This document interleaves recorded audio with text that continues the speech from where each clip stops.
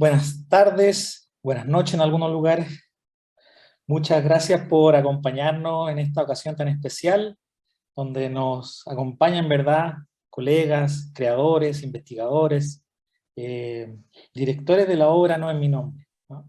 Es una obra que nos invita, ¿no?, a pensar, a reflexionar sobre la experiencia de las historias desobedientes, ¿no?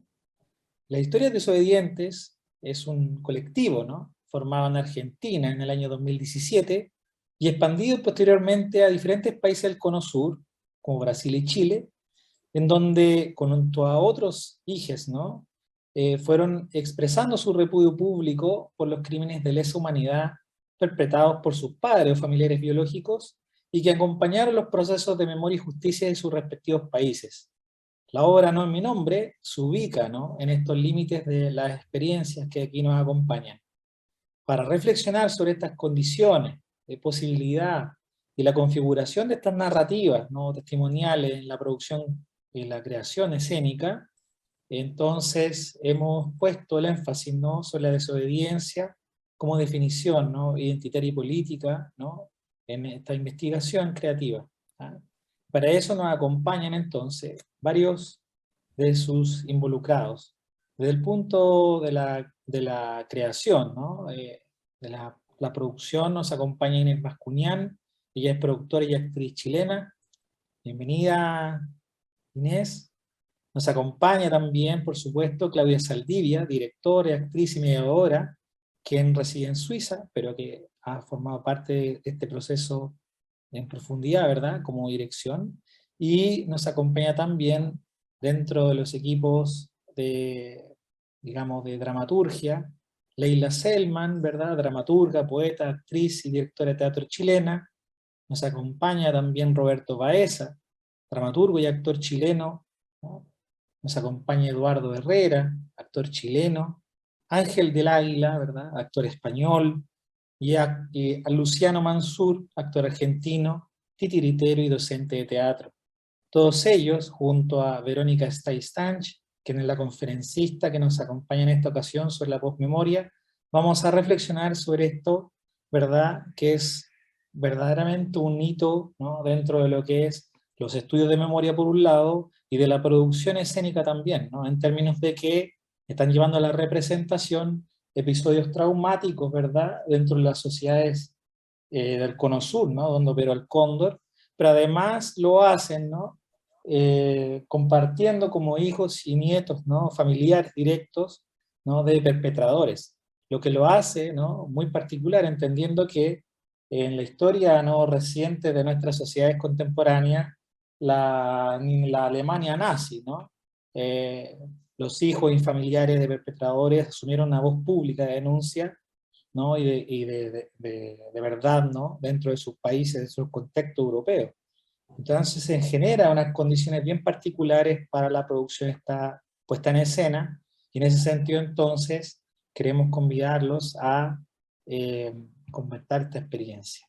Para Analía, Patricia, Erika y Verónica, ¿no?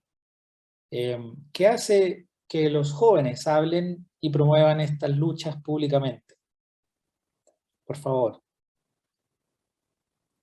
está abierta la palabra. Tomo la palabra.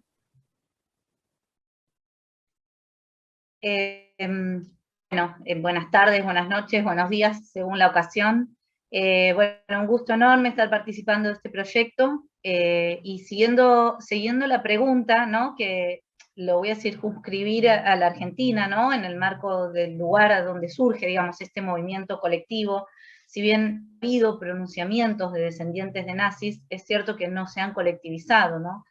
Y ahí hay algo que no podemos no nombrar en relación a los procesos históricos y de reconstrucción de la historia que se han llevado acá en Argentina, y que tiene que ver con los juicios que se han desarrollado luego de la derogación de las leyes de silencio, acá conocidas como leyes de obediencia debida y punto final, que habían puesto como una traba al proceso iniciado, digamos, por las víctimas, por los sobrevivientes, por los familiares de los desaparecidos, y que encuentra, digamos, como encontró en casi todos los países, digamos, del Cono Sur, incluso en la Alemania nazi, incluso en otros genocidios como en la España franquista, esta barrera de silencio frente a una sociedad que frente al dolor de revisar estos crímenes opta por el no hablar, ¿no? Por el decir, bueno, de esto no se habla más.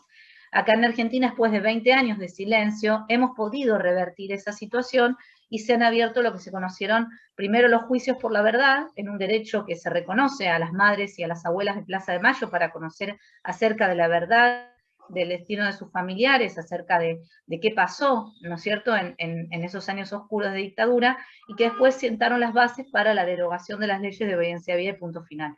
Y eso es lo que nos permitió a muchos descendientes de genocidas que durante la época de la dictadura éramos muy chiquitos, o veníamos subsumidos en estos discursos, en estas lógicas, en estos mandatos, en estas cosmovisiones del mundo, fueron estos juicios y la dimensión social que tomaron lo que nos permitió, en muchos casos, hacer conciencia o tener un anclaje, digamos, a nivel social para poder entender lo que estaba realmente pasando, que no se correspondía con lo que nos era transmitido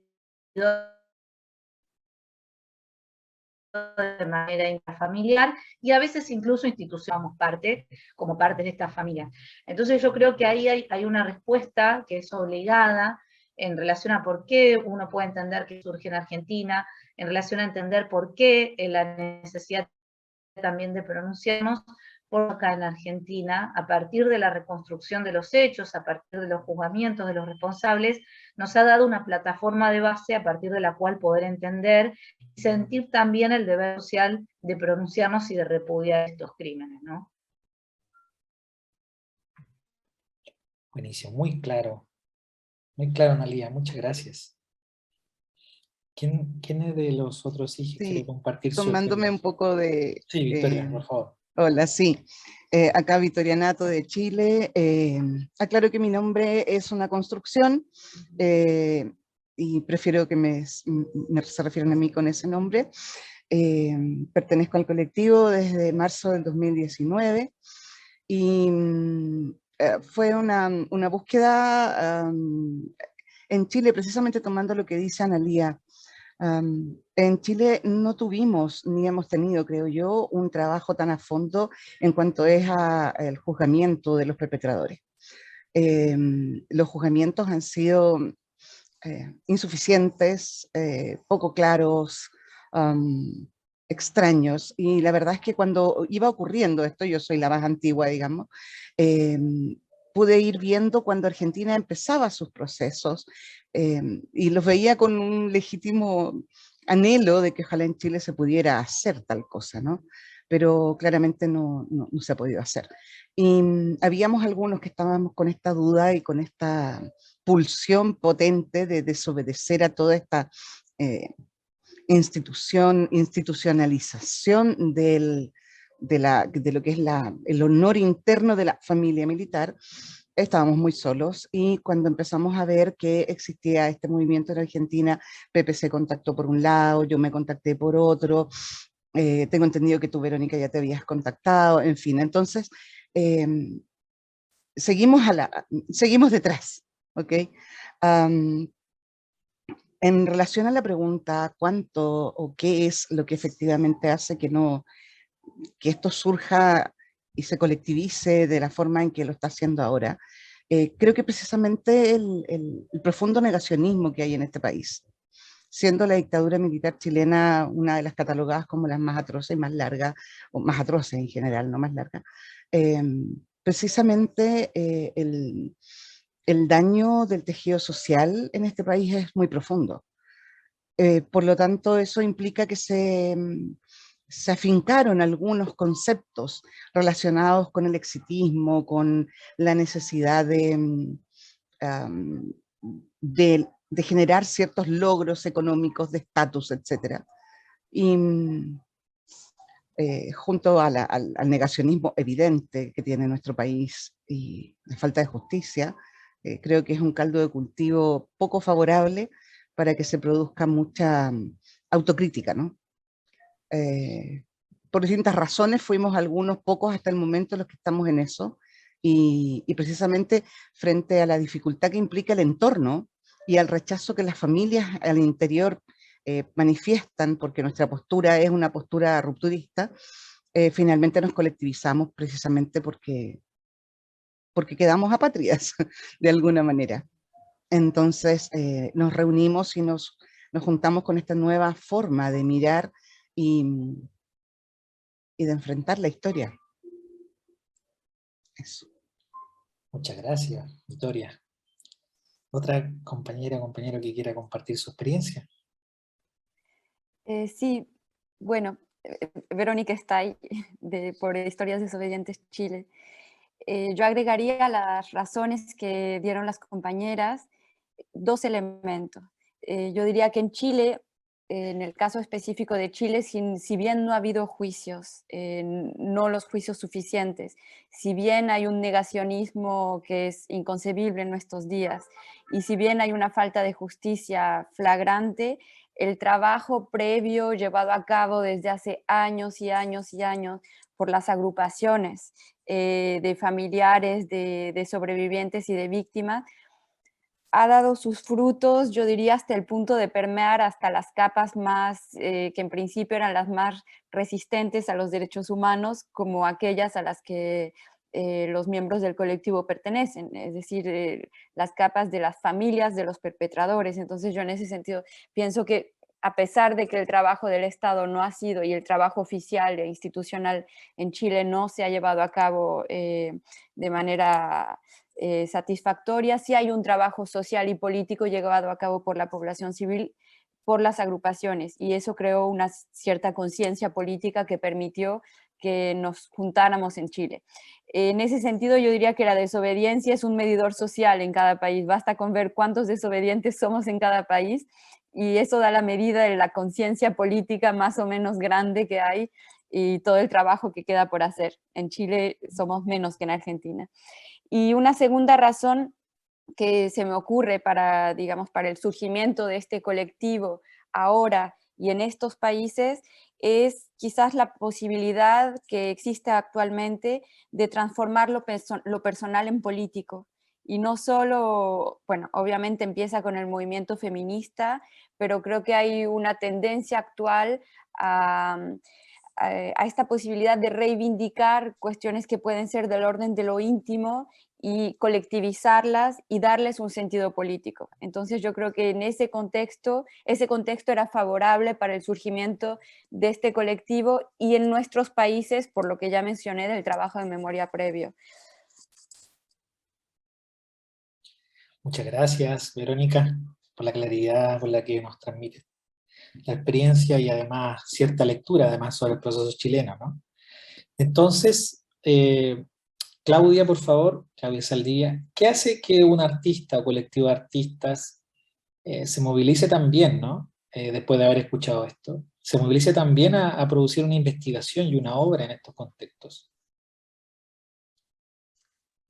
Pienso que empieza desde la composición de la compañía, desde hace 16 años, porque la compañía ha tenido como temática siempre condenar el abuso del poder, sea de la forma que sea. Bajo eso hemos trabajado con autores, dramaturgos que escriben directamente para nosotros, como también textos que son de personas conocidas, como por ejemplo que retomamos la obra Cenizas a la ceniza de Harold Pinter, que también habla de una dominación y de un abuso del poder. ¿Cómo llegamos a Historia Desobediente? De una forma muy emotiva, mostrando Patria en Villa Grimaldi, donde estaban presentando el libro Historias Desobedientes, Vito y Pepe Robano. Un grupo de Patria, de los actores de Patria, fueron al lanzamiento, mientras nosotros estábamos, el equipo técnico y la dirección, armando la escena, y llegaron diciéndonos, esto hay que mostrarlo, hay que llevarlo a escena. Por coincidencia, por azar, una de nuestras músicos que estaba en Patria también era parte de Historias Desobedientes, y no lo sabíamos. Queremos también darle un homenaje grande a ella porque ella hizo también el lazo entre estos hijos desobedientes, hijes, que es María Yanine. Ahí empiezan las primeras conversaciones. María Yanine me lleva realmente a que montemos esto, que era una necesidad, me contacta con Pepe Robano y hacemos un primer encuentro, primero en Valparaíso y luego en Matucana 100, donde decimos, sí, tenemos que hacerlo. Así nace este proyecto.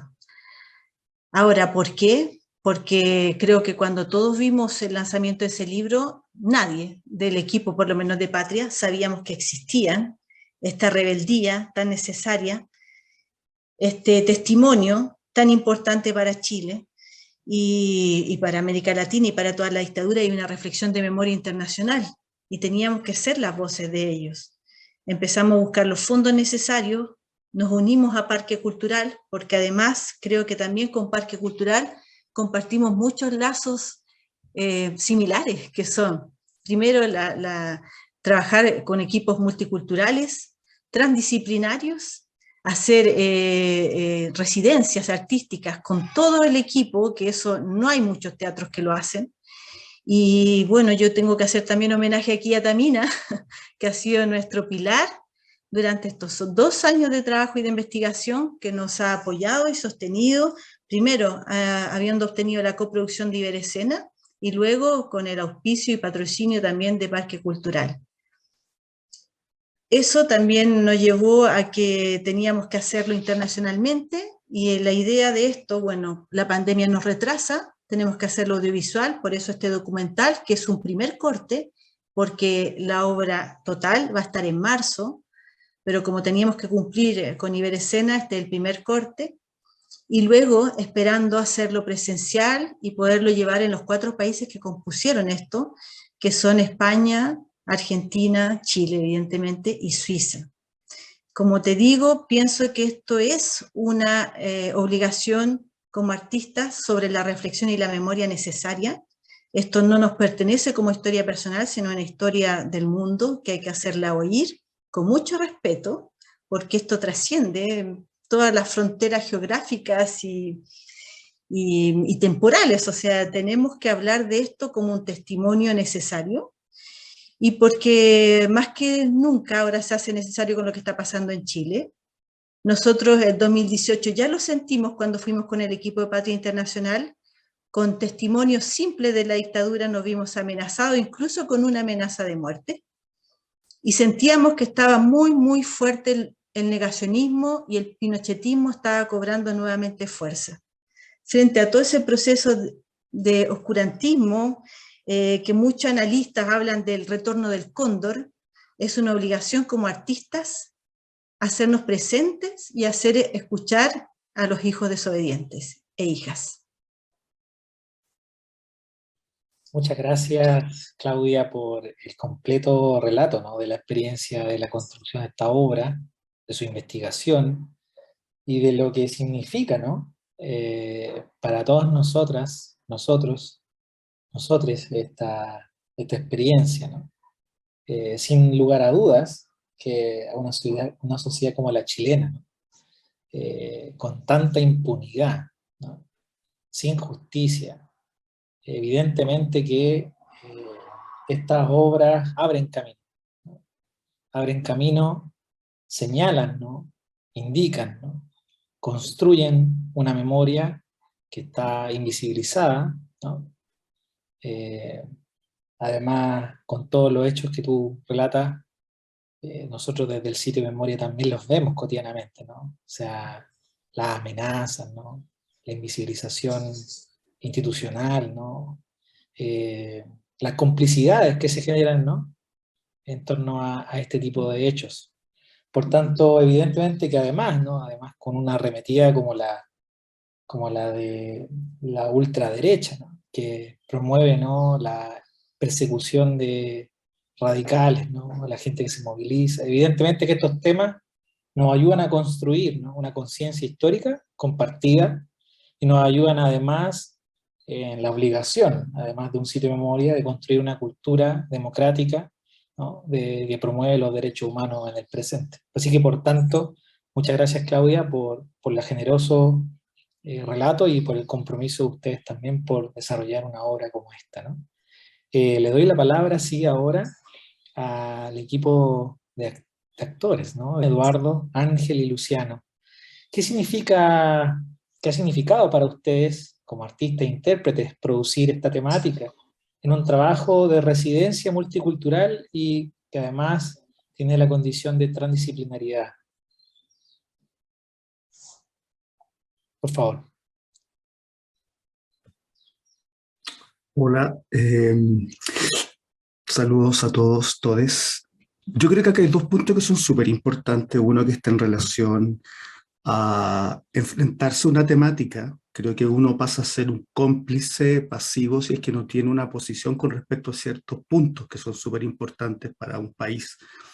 Y por otro lado está este acto generoso de encontrarse, si bien yo con Luciano y Ángel nos conocemos a la distancia porque está por un tema netamente de epidemia, no pudimos compartir, pero sí acá en Chile también se generó ese acto generoso de poder compartir y poder construir una realidad que es muy importante. Yo creo que aquí hay un punto bastante necesario de hablar o transparentar ciertos puntos.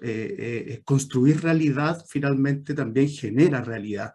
Por lo tanto, lo que nosotros hicimos, que fue algo bastante complejo en cuanto a la carga del relato, que nosotros también recibimos de una manera muy amable, generosa, creo que eso es un trabajo bastante difícil y que al ser acompañado se vuelve bastante satisfactorio. Súper agradecido por lo demás por la invitación, no es primera vez que trabajo con Claudia, pero estos espacios también demuestran como ciertos puntos que están conectos independiente de la distancia. Muchas gracias, Eduardo. No sé, los otros colegas. Hola, sí, hola. Hola, Ángel. Hola, buenas noches aquí en España, mañanas, tardes, por cualquier parte del mundo que estéis viendo, conectados. Bueno, yo deciros, llegué al proyecto casi de los últimos, y cuando conocí la historia en profundidad y estos testimonios de los hijos tan generosos, contando su historia personal, realmente me sentí un privilegiado de poder formar parte de esta familia que se ha creado en la compañía y poder contar una historia que para mí era tan lejana, porque como decimos aquí está al otro lado del charco, pero que realmente está tan cercana porque forma parte también de nuestra historia y sin duda este abuso de poder es algo universal y le estamos dando voz, le estamos concretizando, contando una historia y poniendo voz y imagen a tantas historias de abuso de poder, de dictaduras que no tan solo en Sudamérica, en España, en Europa se han dado mucho tiempo, en África se siguen dando hoy en día.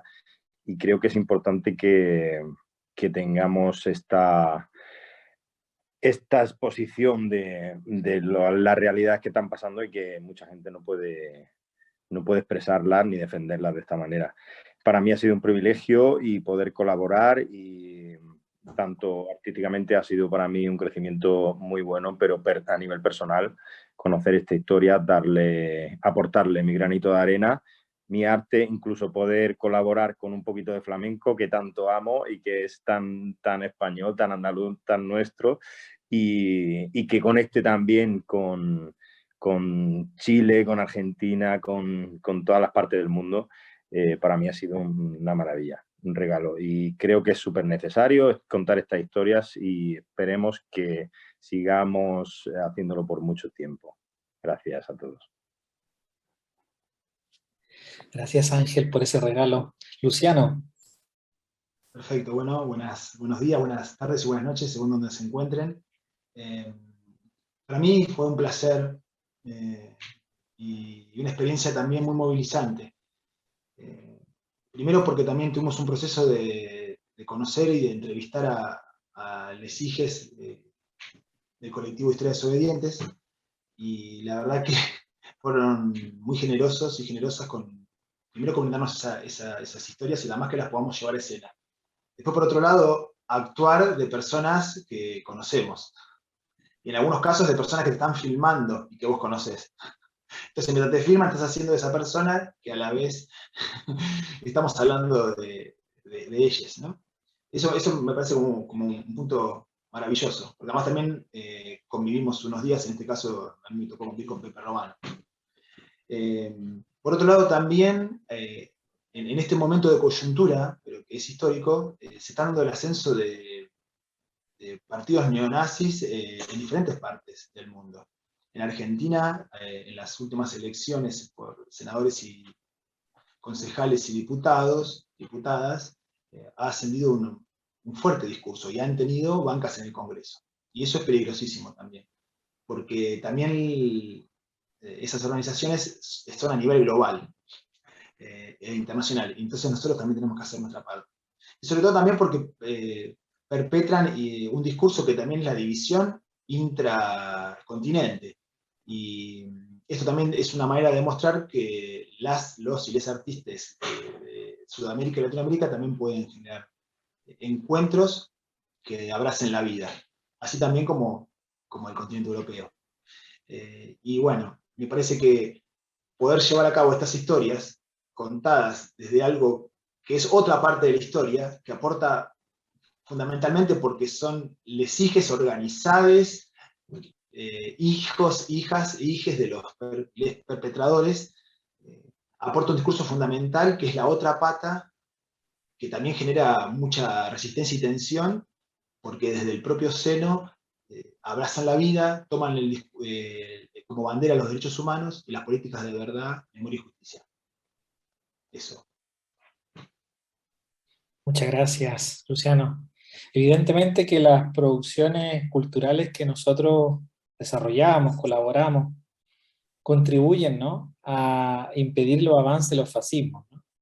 En unos países donde además construir justicia ha sido procesos realmente largos, ¿no?, muy costosos además para la sociedad democrática, de muchas luchas, de muchos años, de muchas décadas. Por tanto, sobre todo para el Cono Sur, ¿no?, que vivió el Cóndor, este tipo de obras abren procesos, ¿no? Se circunscriben en procesos, además, en las trayectorias, ¿no? En el caso chileno, además, y en particular en Valparaíso, después de un estallido que dejó a mucha gente, ¿no?, con violación a los derechos humanos y en el marco de impunidad, ¿no? Y eso pasó hace 2 años.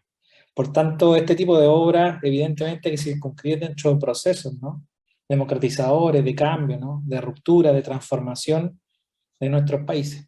Y evidentemente que van generando una mayor conciencia, una mayor educación también compartida, ¿no?, para todas y para todos nosotros. Por favor, Inés, tú has hecho que los colegas de diferentes países, ¿no?, hayan podido trabajar, ¿no?, en estas condiciones. ¿Cómo se organiza un proyecto de esta envergadura, donde trabajan artistas de 4 países en un contexto pandémico y de crisis? Primero que todo, hola a todos. No sé, yo creo que tiene que ver más bien con las voluntades. Yo creo que finalmente este tipo de proyectos se construyen desde la voluntad del querer decir, desde la voluntad del querer denunciar. Y desde ahí nace también esa organización paralela con todo un equipo que es grande, pero que todos tienen las mismas ganas de pintar y de denunciar lo que sucede ahora, actualmente, y lo que sucedió antes también, porque no olvidar que finalmente las historias son cíclicas y esto de alguna manera se está repitiendo nuevamente. El trabajo de coordinación en general, yo creo que es el más amable de todos los trabajos dentro de un contexto de una obra como esta. Si bien uno está en todos los procesos en los cuales se realiza el trabajo, está ahí en todas las entrevistas, está ahí en los ensayos virtuales, presenciales, hace las residencias y todo, creo que de alguna manera mi trabajo también es como el más amable en términos de que si bien uno está presente durante todo el proceso, no tienes que encarnar el proceso, que es algo que sí le sucede a los actores, que es algo que sí hacen los dramaturgos para poder generar un texto dramático en relación a este contexto. La dirección también lo hace por su lado.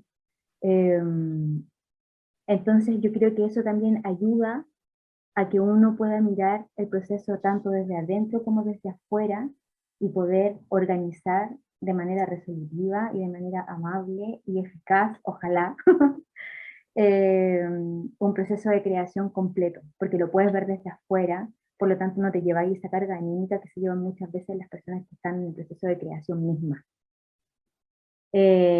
También, y eso se agradece muchísimo, este trabajo de alguna manera se pudo coordinar gracias a la dirección también, que la Claudia, si bien su trabajo dentro de este colectivo es como agrupar a la gente y dirigir después del proceso, también es una persona que está súper presente en el momento de la producción y de gestionar el proyecto.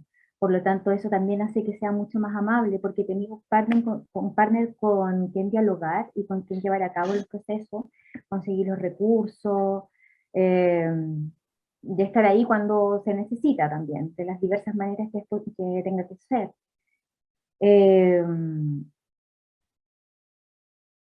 Es un trabajo que inevitablemente también es muy gratificante, porque entrar en este diálogo y mirándolo desde afuera también, muchas veces también es bueno porque uno logra poner en perspectiva y logra ver desde afuera el horror y puedes hacer un juicio amoroso también desde ahí.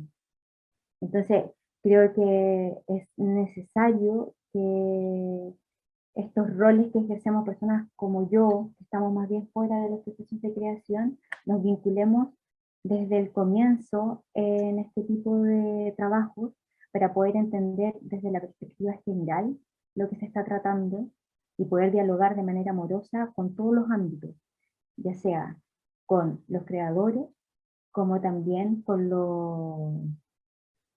no quiero decir las víctimas, porque no son víctimas, pero estar al lado de también estos familiares, en este caso, siempre.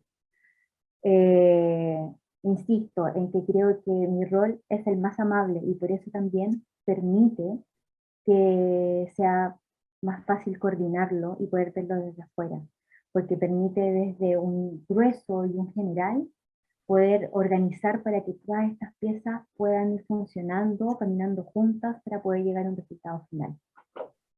Eso, a grandes rasgos. Muchas gracias, Inés.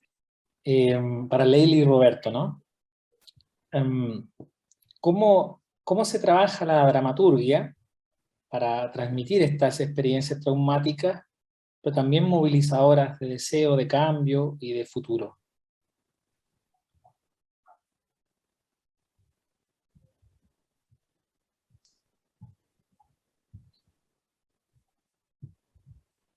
¿Sí? ¿Se escucha? Dale tú, Roberto. Vamos a hablar los dos juntos. No, mira, yo la verdad es que no lo sé. No lo sé. Yo creo que justamente estos ejercicios son los que permiten ir sabiendo cómo se hace. Creo que la memoria es un ejercicio que hay que... es un músculo, digamos, que hay que ir desarrollando e ir haciendo fuerte. Creo además que estos ejercicios interdisciplinarios y de tantos países también son los que permiten armar esta dramaturgia finalmente, donde hay de todos un poco, ¿no? Yo en lo personal, y quizás que es como un poquito la reflexión que me gustaría hacer, claro, yo era una persona como progresista, de izquierda, que había escuchado sobre la violación a los derechos humanos y tenía mi opinión, hasta que me enamoré de una persona y el padre de esa persona es un sobreviviente de Villa Grimaldi, que es un centro de tortura aquí en Chile, y el día que abrieron Villa Grimaldi, el Lucho, que es mi suegro, nos invitó a ver el lugar. Y fuimos con mi hijo chiquitito, el Vicente, que tenía 4 años. Y cuando el Lucho nos empezó a relatar lo que le había pasado ahí, fue que yo me pregunté, ¿cómo le voy a contar esto yo a mi hijo? O sea, ¿cómo ahora una historia que era lejana, de repente es parte de mi familia? ¿No? Y creo que eso es lo que pasa. Creo que los crímenes son tan atroces que trascienden a las generaciones, y que la única manera de no solo de hacer arte, sino que de sanar un poco y de transmitir esto, tiene que ver con el hablarlo, con contarlo, con hacerlo, y yo en ese sentido creo que la Victoria, la Analía, qué sé yo, el Pepe y todo, ahí hay una determinación tremenda, una valentía tremenda, y nada, pues es maravilloso. Muchas gracias por nada, de la suerte de haber estado en este proyecto. Sí, mira, antes de dar la palabra a Leila, eso se llama reparación integral, ¿no? Nosotros en el mundo escuchamos mucho, en el mundo de los derechos humanos digo, escuchamos mucho la palabra reparación, ¿no? Y para eso hay un programa del Estado, ¿no? Hay fichas, ¿verdad? Pero está asociado al tema de la salud mental y en una clave muy individual, ¿no? Pero sucede que en la medida en que compartimos, ¿no?, esta experiencia, en que la reflexionamos, ¿no?, y en que de alguna u otra manera generamos a través de diferentes procesos una transmisión, una distribución de esa experiencia, y generalmente mediante medio artístico, empezamos también a sanar, ¿no? Empezamos a resignificar esa experiencia. Empezamos entonces a ser conscientes. Entonces, la nueva convención, y eso es lo que a uno lo tiene un poco esperanzado, digamos, la nueva convención dentro de la Comisión de Verdad y Memoria Histórica, el aspecto de la reparación es de reparación integral, precisamente porque es una sanación social, ¿no? Es un proceso colectivo el que tenemos que vivir, ¿no? Así que nada, mucho sentido lo que tú dices. Leila, disculpa. No, está bien, súper. Oye, bueno, hola a todos. Muchas gracias por dejarme estar aquí. También no sé, como dice el Roberto, no sé responder la pregunta que tú haces. Puedo decir que he estado justo cuando me interceptan aquí, Claudia, yo estoy en un momento como de hacer de la dramaturgia o de la escritura una posibilidad como de hablar, como de denuncia de mi propia experiencia, y se me viene este punto de vista que de partida no estaba en mi cabeza, nunca lo había dimensionado, ¿no? Y se me abre un universo a través de acá, de los desobedientes, de las desobedientes, que es magnífico, conmovedor, aterrador. Siempre me he sentido como muy responsable del negacionismo profundo que existe en mi país. Me siento demasiado responsable, con una carga, como si lo cargara ahí conmigo, y entonces tengo la posibilidad, el privilegio de participar en algo como esto, que es como, no sé, traté como de ser como un simple como puente nomás, como... Además que me sirvió mucho cuando me dijeron que iba con el Roberto, que íbamos a hacer 2, entonces yo dije, ya, entonces voy a ser más libre todavía porque va a haber un otro, yo dije, el otro, sin saber nada, va a ser mi cable a tierra, entonces yo simplemente voy a tratar de ser un canal quizás de palabra más extraña, como muy de tratar de ponerme en un lugar en el que es imposible, y eso ya como objetivo es muy loco, muy, no sé, como sigue la responsabilidad, y nada, como que mi tema siempre ha sido el abandono sobre el abandono del abandono. Mi país está teñido de eso desde todos los puntos de vista, sobre todo desde el punto de vista de esta no justicia, que es como que no me cabe a mí no me cabe en la cabeza. Entonces, cargo con eso y gracias a esta posibilidad puedo desahogar un poco, puedo participar en un grupo colectivo, o sea, es maravillosa la posibilidad, es como que esto es puro amor, como independiente del resultado, esto es tan como debe ser el mundo, como debe caminar el mundo hacia adelante, además, como nada, no dije nada mucho, pero sí estoy así muy conmovida, muy agradecida, muy aquí con ustedes, con todo, con toda la carga, con todo el peso, con todo lo que no es mío, con todo lo que sí lo es, y tratando de aportar con un granito, que es la escritura, la dramaturgia es un poquito en este universo enorme en el que se han desplegado para comunicar esto.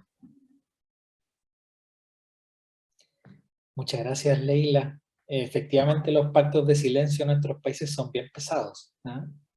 Y conmueven mucho, ¿no? Y qué lindo proceso de escritura, ¿no? O sea, se transforma en algo que después se estrena, lo ven muchas personas, y por tanto se transforma, como tú dices, ¿no? En amor, en algo que debiese ser así. Me quedo con esas palabras tuyas.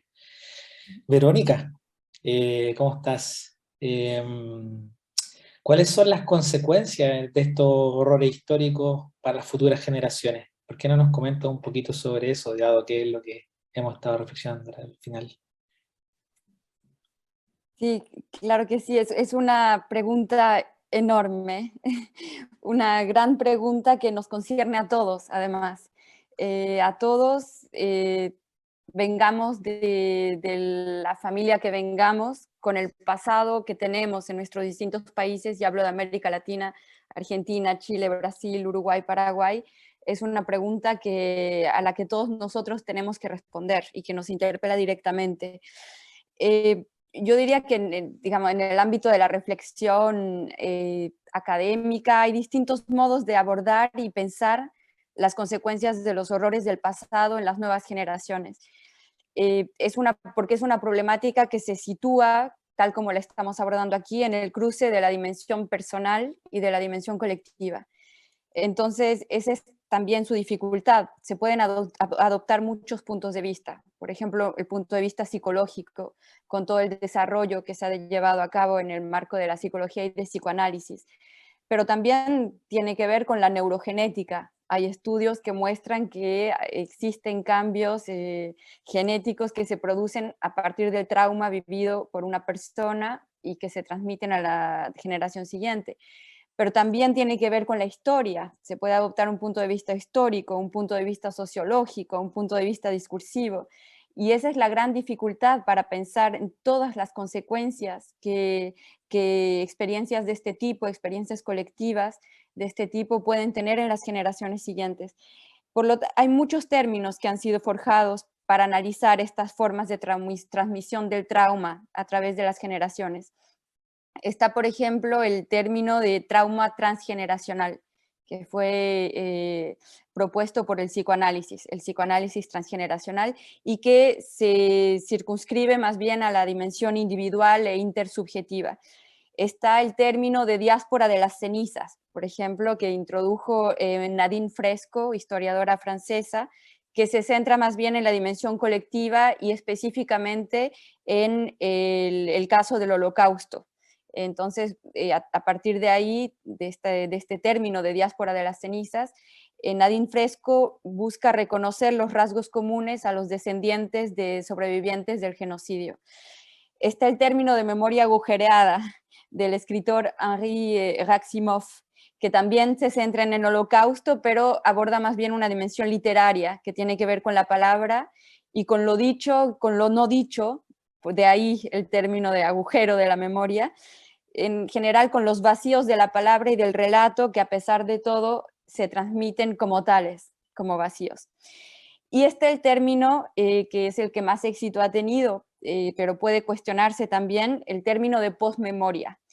Cuestionarse en principio porque la moda de los post siempre induce una cierta reserva, ¿no? Fue introducido por Marianne Hirsch, que trabaja en literatura comparada. Ella también partió del Holocausto para analizar, para profundizar en este concepto, pero propone desde el principio extenderlo, y de hecho es lo que ha ocurrido, a otras experiencias históricas y geopolíticas. Entonces, bueno, voy a referirme a la posmemoria porque es el término menos metafórico, yo diría, y además nos da la posibilidad, a diferencia de otros, de pensar esta dimensión tanto colectiva como individual. Y creo que eso es muy importante. No se trata de traumas individuales que se transmiten de padres a hijos, sino de traumas vividos por una colectividad y en un marco histórico preciso. Entonces, bueno, Marianne Hirsch define justamente la posmemoria como la transmisión de traumatismos colectivos y de sus efectos de la generación que efectivamente los vivió a las generaciones siguientes. Y a eso se puede agregar que en particular esto se produce en el marco de la relación filial, pero no exclusivamente, porque también hay una dimensión colectiva de la transmisión de la memoria que no pasa necesariamente por la relación de padres a hijos, aunque sí se manifiesta de manera extrema en esos casos. Yo lo que quisiera comentar ahora es lo que yo he podido deducir estudiando la posmemoria desde el punto de vista específico del discurso. Del discurso, y con el discurso quiero decir testimonios, escritos, obras de teatro como la que ustedes están presentando, obras documentales, películas, obras plásticas. Es modestamente el ámbito al que puedo circunscribirme, sabiendo que están todos estos otros como la dimensión histórica, sociológica, epigenética, etc. Entonces, lo que a mí me interesa y lo que quiero compartir con ustedes es aquello que los miembros de la segunda generación de las dictaduras en Chile y Argentina en particular pueden decir respecto a lo que sus padres les han transmitido y de qué modo lo dicen. Y eso es lo que me ha interesado para definir, un poco para explicar justamente esta pregunta inicial, que es la de las consecuencias de los horrores históricos en las generaciones siguientes. Estudiando los distintos testimonios, escritos, películas en Argentina y en Chile sobre todo, he observado obviamente que las consecuencias son tan variadas como los acontecimientos mismos y como los roles que los distintos actores asumieron en ellos. Puede decirse que hay una posmemoria propia a los hijos de exiliados. Hay rasgos característicos a los hijos de expresos políticos, hijos de torturados, de ejecutados, de desaparecidos, y también de neutrales, y también de colaboradores, y también de torturadores. Entonces, cada grupo tiene sus rasgos particulares. Y si quisiéramos esquematizar un poco, hay una especie de posmemoria de los sobrevivientes y una posmemoria de los victimarios también, con rasgos y matices que varían de unos a otros. Pero es cierto, y creo que eso es lo que puede interesarnos en esta discusión, es cierto que en todos los casos, y es mi hipótesis relativa al tema de la posmemoria, en todos los casos el acceso a los acontecimientos mismos está mediado por la memoria y la experiencia del otro, es decir, de la generación anterior. Por lo tanto, siempre hay lagunas y vacíos que solo se pueden llenar recurriendo a la imaginación. Y por eso, de ahí la importancia de la creación literaria y artística en el marco de la posmemoria. Entonces, otro rasgo que me parece común a todas las postmemorias, digamos, es el hecho de que las consecuencias de los horrores del pasado se manifiestan en distintos niveles y de manera más o menos explícita, y con distintos grados de elaboración, se diría en psicoanálisis, o bien de asunción. Entonces habría, por ejemplo, consecuencias específicas de la memoria en el cuerpo. Empiezo por lo más profundo, por lo más sensible, por lo más inconsciente, si se quiere. Yo diría que hay incluso lo que se podría llamar recuerdos somáticos, es decir, padecimientos o afecciones del cuerpo que determinan formas de comportamiento que solo pueden explicarse a partir de la vivencia de los padres, aun cuando esa vivencia no haya pasado por el relato y no haya sido puesta en palabras. Y tengo un ejemplo muy específico de un fragmento del libro de Victoria Montenegro que recibí gracias a Analía. El libro se llama Hasta ser Victoria, y Victoria es una hija recuperada. Bueno, sus padres fueron desaparecidos durante la dictadura y ella fue adoptada por los torturadores, como es el caso de muchos hijos en Argentina. Y hay una parte donde ella dice: desde chica, no sé por qué, siempre tuve una cierta atracción por el olor de ciertos baños públicos, un olor muy fuerte que en sí mismo es terriblemente desagradable. Pero un día, viajando en un tren, profundizando en ese olor, me di cuenta de que en el fondo de ese olor había otro olor, y que ese otro olor que mi cuerpo buscaba era el olor de la piel de mi madre en el cuartel donde, siendo un bebé, estuve con ella. Entonces, bueno, son simplemente sentimientos, por eso los llamo recuerdos somáticos, que apenas pueden verbalizarse y que a veces no emergen a la conciencia. Y pienso también, por ejemplo, en el temor o la repulsión casi epidérmica que pueden experimentar los hijos de sobrevivientes frente a los militares, sin que necesariamente sus padres les hayan hablado mucho al respecto.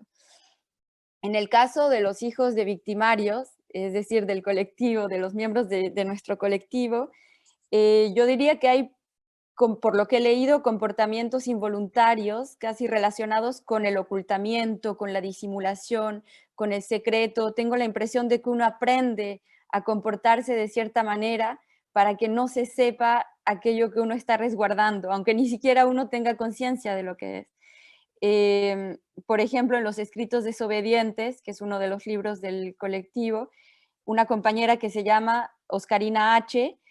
se enfermó de secretos. Dice: cuando no pude decir, pude enfermar, desmejorar, debilitarme, adolecer. Entonces, bueno, esa sería una primera consecuencia, yo diría, de los horrores históricos en las generaciones siguientes. Otra consecuencia se manifiesta, pienso, en el ámbito afectivo. Por ejemplo, la nostalgia en los hijos de exiliados. No se manifiesta en todos los casos, pero hay una cierta tendencia a la nostalgia en torno a objetos marcados por el sello del exilio. Los aeropuertos, las maletas, qué sé yo. Podría decir también una cierta culpa quizás en los hijos de sobrevivientes, como si la culpa del sobreviviente también fuera la culpa del hijo por ser hijo de sobreviviente, como tener una especie de vida prestada también.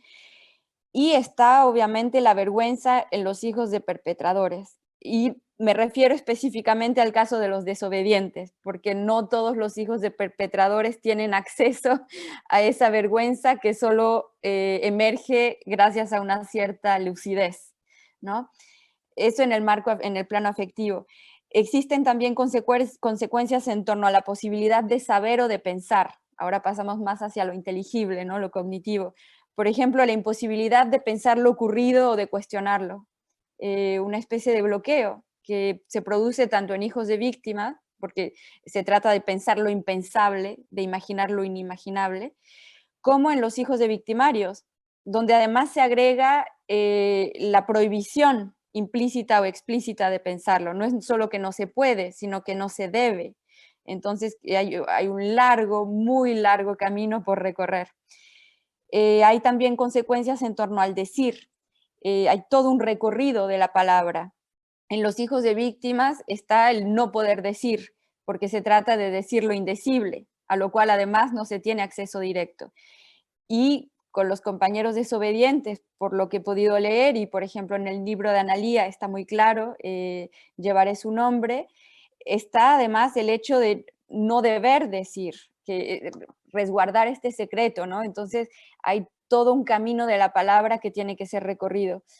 Y bueno, toda esta búsqueda, yo diría que por lo menos en lo que respecta a los hijos de sobrevivientes, ha producido varias estéticas, distintas estéticas propias a esta generación. Por ejemplo, una estética de lo fantasmagórico, películas o imágenes o relatos donde los personajes no están bien definidos, se confunden entre ellos, entran en juego los fantasmas. Lucila Quieto también, por ejemplo, tiene fotografías en Argentina donde las imágenes están marcadas por el sello de la evanescencia, ¿no? Hay una estética del fragmento, porque también se trata de una memoria fragmentaria, como la película de Lisette Orozco, justamente Compañera desobediente, El pacto de Adriana, donde es a través de pedazos como la cineasta puede ir reconstruyendo la verdad sobre su tía torturadora de la DINA, policía secreta de Pinochet. La mirada intimista, como en el libro de Analía Kalinek, llevaré su nombre, pero también de Vittoria Enato, la hija del torturador, y sobre todo en el ámbito de hijos de sobrevivientes está la mirada infantil y una estética del humor, de la ironía, del sarcasmo. Pero ¿por qué insisto en esta diferencia entre hijos de sobrevivientes y de perpetradores? Porque creo que las estéticas propias a los hijos de perpetradores todavía están en construcción. Y creo que en ese sentido es un gran aporte el trabajo que ustedes están haciendo, porque hay mucho por hacer. Hay algunos libros y películas como los que he mencionado, pero creo que es un campo abierto porque es un fenómeno muy reciente. Y finalmente diría que hay consecuencias también, entonces resumiendo, consecuencias en el cuerpo, ¿no? Somáticas, consecuencias en el ámbito afectivo, consecuencias en torno al saber, en torno al decir, y también en torno finalmente a la posibilidad de compartir la experiencia, la posibilidad de hacer comunidad. Es decir que, bueno, para los hijos de sobrevivientes, los conflictos o los problemas que se plantean para hacer comunidad o para reunirse en torno al dolor, la nostalgia, la necesidad de reparación, estos conflictos son muy distintos de los que caracterizan a los hijos de perpetradores, porque en los hijos de perpetradores está además el obstáculo de la vergüenza, que es una emoción o un padecimiento que por definición aísla. Es difícil formar un colectivo, o casi impensable era formar un colectivo en torno a la vergüenza o a pesar de la vergüenza. Y obviamente el secreto, que es lo que por definición no se debe compartir, y el estigma, que es lo que por definición representa un factor de exclusión o de marginalización. Entonces, bueno, esa sería también una consecuencia en torno a esta posibilidad de hacer comunidad, porque la experiencia del horror finalmente creo que es un gran obstáculo para establecer vínculos sociales en las generaciones siguientes. Y cada grupo de hijos de segunda generación tiene su dificultad particular. Y bueno, para concluir, quisiera simplemente decir que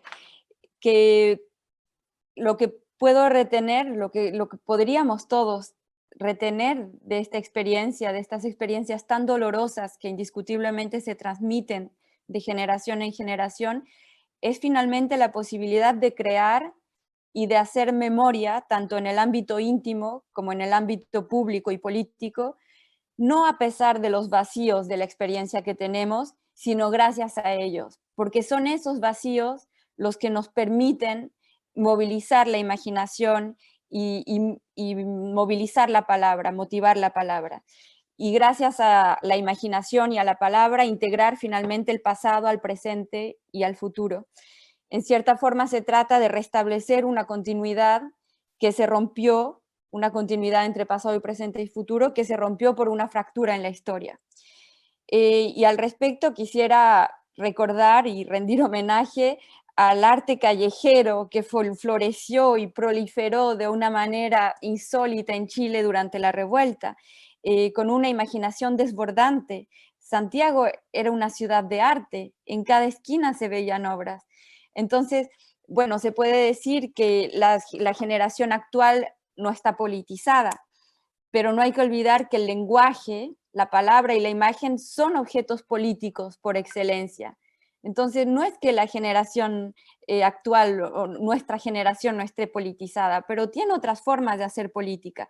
Quizás lo que tendríamos que recordar, y hay que trabajar para eso, habría que recordar que la palabra y la imagen como gesto político son tan necesarias en la calle como en la tribuna, como en las urnas, y creo que ese es el gran desafío, hacer de la palabra una especie de arma transversal.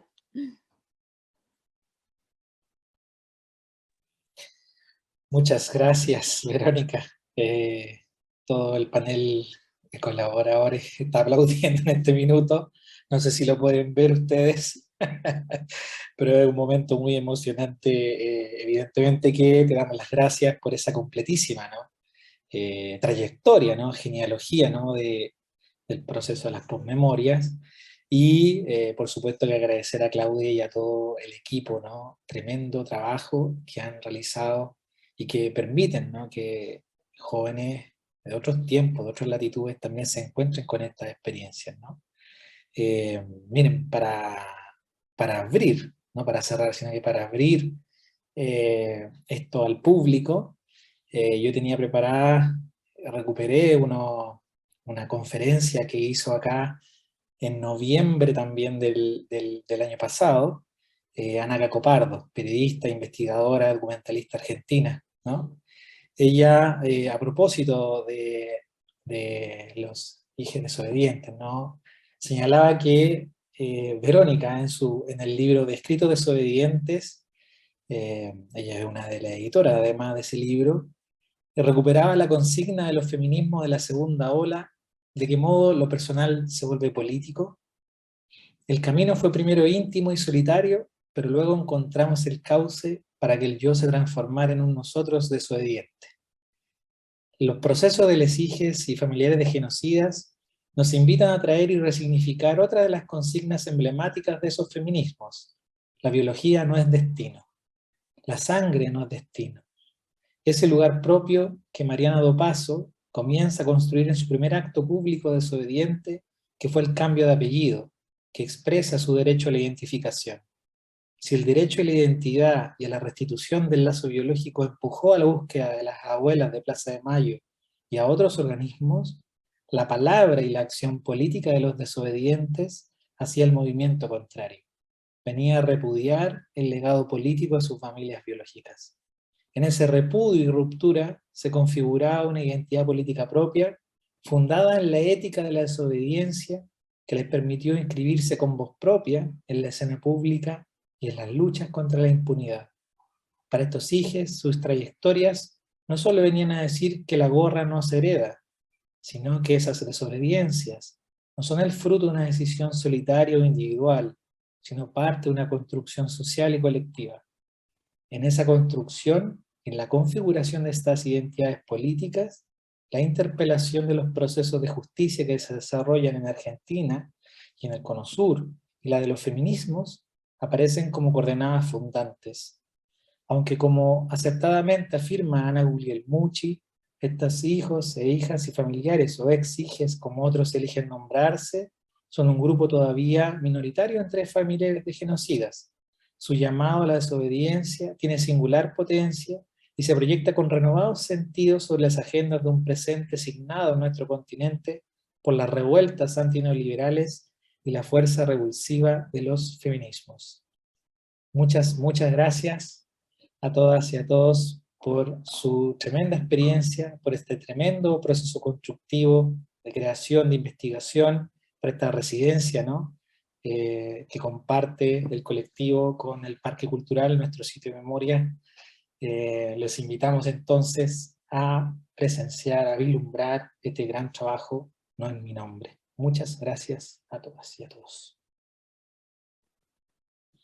Ahora podemos aplaudir.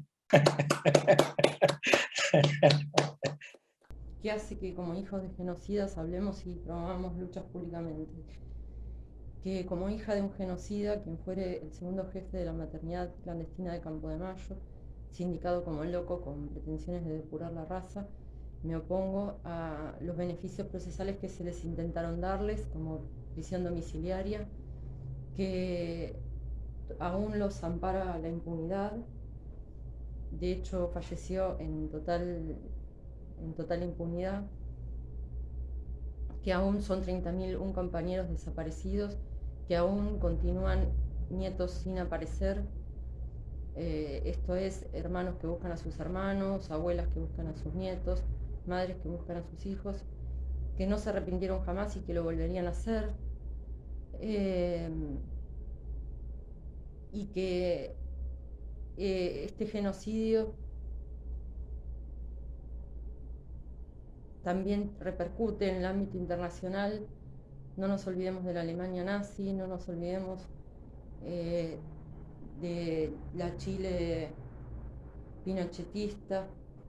Así que me parece que no es algo que quede en este país, ¿no? Sino que continúa la lucha públicamente por los derechos humanos a nivel internacional. Hola, mi nombre es Pepe Robano, yo soy integrante del colectivo Historias Desobedientes, hijas, hijos y familiares de genocidas por la memoria, la verdad y la justicia, y también participé en la residencia teatral organizada por Alternance Theater, y fue algo realmente maravilloso. Debo agradecer también al Parque Cultural de Valparaíso, que nos acogió en Chile, y posteriormente la experiencia en Granada. Ha sido muy bonita para mí personalmente porque son historias reales de personajes que están vivos, y es muy hermoso verlas cómo se interpretan por actores, y es muy divertido porque nosotros estamos vivos. Entonces la técnica que tiene Alternance Theater ha sido compartir justamente con los protagonistas de la historia. Yo también me acerqué por otro lado a esta residencia teatral, y que fue a través del audiovisual. Una vez que se convirtió esta obra de teatro en una residencia teatral, Claudia Saldivia me pidió si podía encargarme de lo que es el registro audiovisual de todo lo que iba a ser esta residencia, una experiencia realmente hermosa, que ocurrió primero en septiembre, en el Parque Cultural de Valparaíso, no recuerdo bien la fecha, pero bueno, fue como en septiembre, creo, si mal no recuerdo, no, perdón, en agosto, porque estábamos recién saliendo de la pandemia.